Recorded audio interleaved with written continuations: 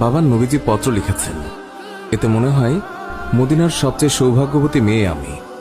মেয়ের মুখে এই কথা শুনে বাবা আলহামদুলিল্লাহ বলে ওই সাহাবীকে ফিরিয়ে নিয়ে আসলো। বলল, তুমি যে আমার মেয়েকে বিয়ে করবে, দেনমোহর হিসেবে কি দেবে?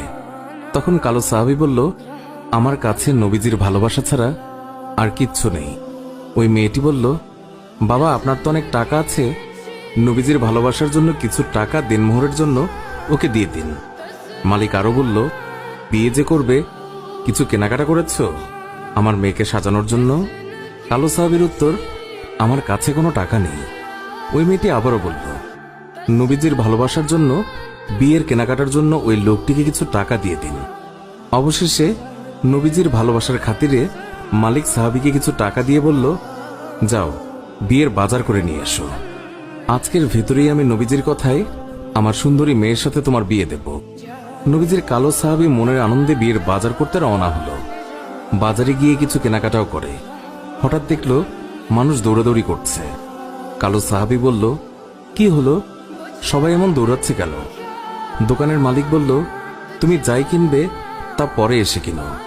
আমাদের সম্পদ মুসলিম বিশ্বের হযরত মুহাম্মদ সাল্লাল্লাহু আলাইহি ওয়াসাল্লামকে শত্রুরা আক্রমণ করেছে। এই বলে দোকান বন্ধ করে চলে গেল। কালো সাহাবী অন্য দোকানে গিয়ে বিয়ের বাজারের টাকা দিয়ে একটি তরবারি কিনল। হঠাৎ আবার মনে হলো সেই মদিনার সুন্দরী মেয়ে তার জন্য অপেক্ষা করছে। তখন নিজেকে বোঝালো, যেই নবী না হলে আমি হতাম না, এই দুনিয়া হতো না, সেই নবীর চেয়ে সুন্দরী মেয়ে আমার কাছে বড় হয় কিভাবে? এই বলে নবীজির কালো সাহাবী তলোয়ারটি নিয়ে যুদ্ধের ময়দানে চলে গেল। কিতাবে আছে, ওই যুদ্ধে নবীজির ৭০ জন সাহাবী শহীদ হয়েছিলেন, তার মধ্যে কালো সাহাবীও একজন।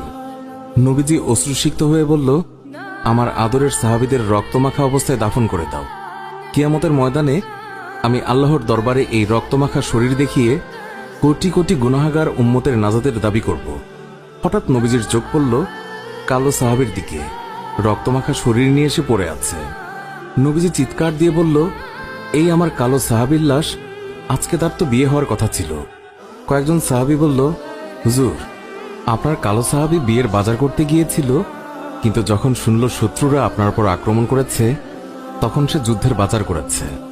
নবীজি কান্না বিজড়িত অবস্থায় কালো সাহাবীর দিকে তাকালো। কিছুক্ষণ পর হাসি মুখে বলল, দাও, তোমরা আমার কালো সাহাবীকে দাফন করে দাও। সাহাবীরা বলল, বেয়াদবি মাফ করবেন, আপনি কান্না অবস্থায় কালো সাহাবীর দিকে তাকালেন, আবার হাসি মুখে দাফন করতে বললেন, কারণ কি বলবেন হুজুর? নবীজি বললেন, তাহলে শোনো, আমার কালো সাহাবী বিয়ের বাজার